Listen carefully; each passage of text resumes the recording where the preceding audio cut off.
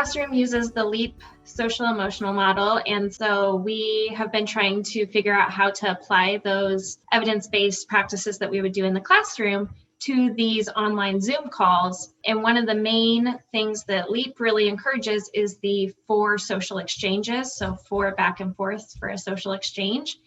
And that was a big thing in the classroom, that we would really try to get that 4 exchanges in as many routines in a day as we can. And that had been really hard to do over these Zoom calls, so much background noise and all of that. And so we've been trying to implement some jobs for the children to sort of help get those 4 back and forth exchanges. And then also during some of the small group, when it's a little quieter, trying to implement it there too with some of the activities we're doing. And so one of the jobs we've started is a peer greeter. And so in the classroom, they would have an apron that they would wear that would have the choices on it. And then the 4 social exchanges would be that the greeter would say hi, the friend would say hi back, and then the greeter would ask which of the choices they wanted, and then the student would choose, and then they would do the greeting. Online, we've been trying to implement it the same way, just with a visual on the screen to prompt the greeter to say hi. And then we still have the 3 choices on the screen with a sentence strip that says, I want blank, so that the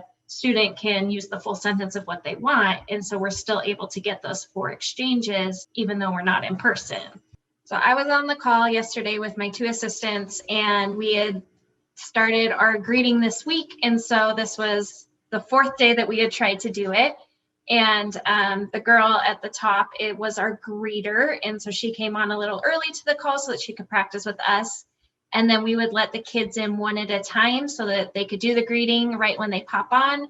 And then we would mute the kid that just did the greeting so that the next kid that came on could have the greeter's full attention to do the next greeting. And we did spotlight the kids that were greeting. On this video, it won't show that because I'm the one sharing my screen. And so when I record, it doesn't show the spotlight, but the kids can just see who's spotlighted. And so they can see exactly who comes on right away. Hi, Izzy. Oh, Faye, so friendly. Do you want a fist bump, a wave, or a high five? Wait to hear her say hi back so you know that she heard you. Hi, Izzy. Do you want a fist Wait for bump? her to say hi. She said, hi, Izzy. Hi, Izzy. And Izzy, you say hi. Hi. There we go. Do you want a fist bump, a wave, or a high five? High five. Nice high five. That was awesome. Thanks for trying again and being patient, Faye. So there, a new friend came on, and the greeter, Faye, was saying hi, and the audio hadn't connected quite yet. And so Izzy couldn't actually hear. So that's why she didn't say hi back. And so there are some Zoom things like that we have to try to figure out. So we were having to prompt her to try to say it again. And that's why it's really important to wait for the friend to say hi back before they then move on to the choices of what they want. And so her mom in the background, you can hear, prompts her to say it again also. And so then once Izzy actually says hi back, then she's able to give the 3 choices, and Izzy chooses which one she wants, and then they give the high five. So it's really nice that her mom is in the background able to help support that prompting that we're doing, because it is hard for us to be prompting everyone when we're just on a Zoom call.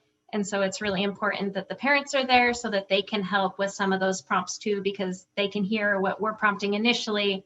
And so also hearing it from a different person sometimes helps too, rather than the same person prompting over and over again. Hi, Emmy. Hi, Emmy. Oh, she waved. Nice. Yeah, You she can waved. ask her because she said, So now you can ask your question, Faye.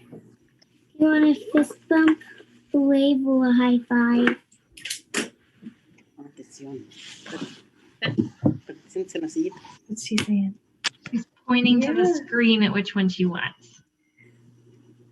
She wants a fist bump. Yeah? Do it nice and slow.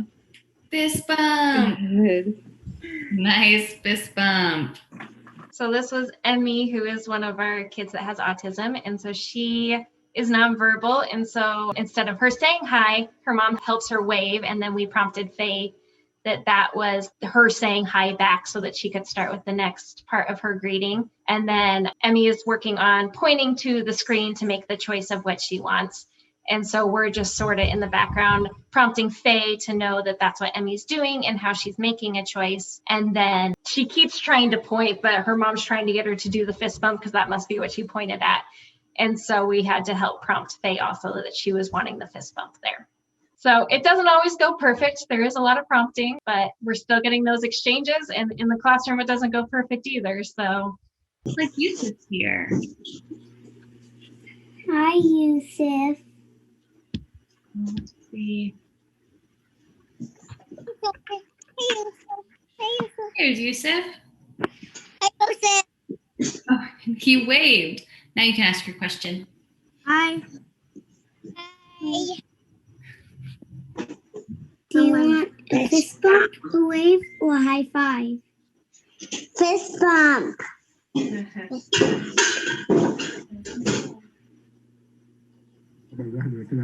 Nice. Wow, look at those fist bumps. You all are so friendly. So we had forgot to mute the other kids. And so there's actually another girl that's saying she wants fist bump, not the boy making the choice of what he actually wants. So there are definitely some problems that are coming up, but it all works out in the end and they're still getting that social interaction. The first day we did this was a little interesting because only the greeter's parent knew that this was happening. We had forgot to tell everyone else that we were doing something new. And so the kids came on and we're all confused why it was different. And so we sort of realized after that, oh yeah, we didn't really give them any warning.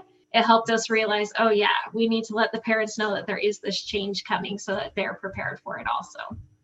I mean, we have a lot of meetings now that we're virtual to sort of problem solve a lot of stuff. And that's when we will figure out what we're actually going to do and what roles each person is doing. My teaching assistants and I rotate roles during our Zoom calls. So we're always leading different things. Whoever is leading that first part of our actual Circle Time Zoom call is doing the facilitating for the greeter so that it's not confusing for us three teachers to know who's actually going to jump in and try to prompt here. It makes it a little more streamlined so that one person's doing the prompting and one person is facilitating it. So we have those roles written down so we know whose job it is. So after trying this for the first week, we had some downfalls, but overall it was very successful. And it's definitely something we're going to continue to do. The kids are really enjoying getting that more interaction with each other that they were missing and having it be a little more child-led as much as we can in this virtual world. It's definitely still teaching them those social skills, even though we can't be in person. It's just a little different. I already emailed the parents for the kids. They're doing it next week and they're super excited. And another way that we're doing it is in the classroom, we would have a check schedule helper. So at each circle time, they would go through each routine that we've done so far, and they would have their friends put their hands up in a silly way. They would either do like ninja hands or superstar hands, and they would get to choose. And then they would ask the friend if the routine was done, and the students would have to say yes. And then they would say, this routine is all done. And so then that's how they would get those 4 exchanges in the classroom for that routine. So we've started to implement that on Zoom also. Let's see here. Yusuf, you be my check schedule helper, please? Okay. What hands do you want?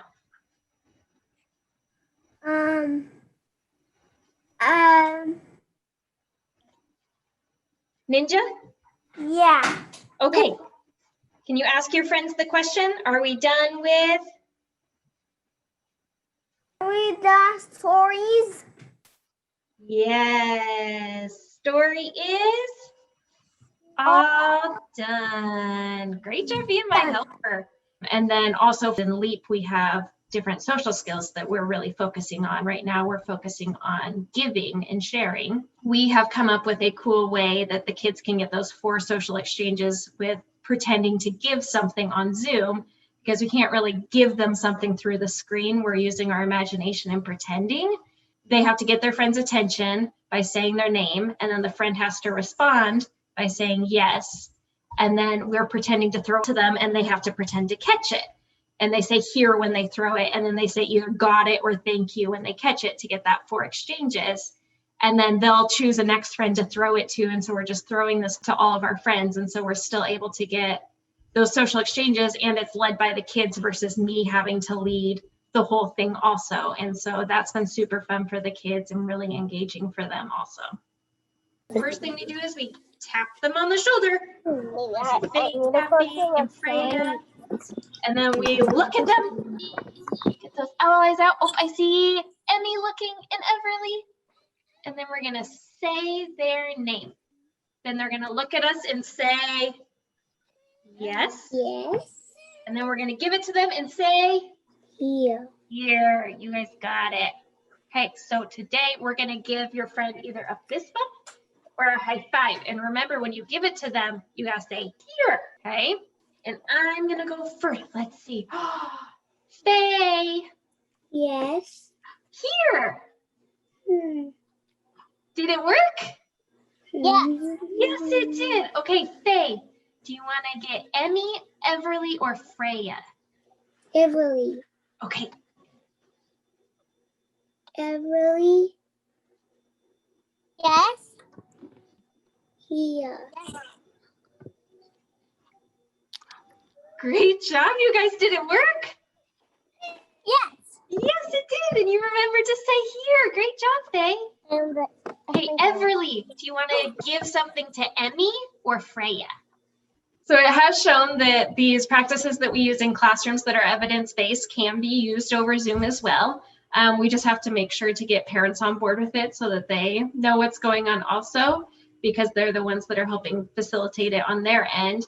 And it just sometimes takes a little more prompting and a little more trial and error, but we would do that in person too. There's always trial and error with everything we do.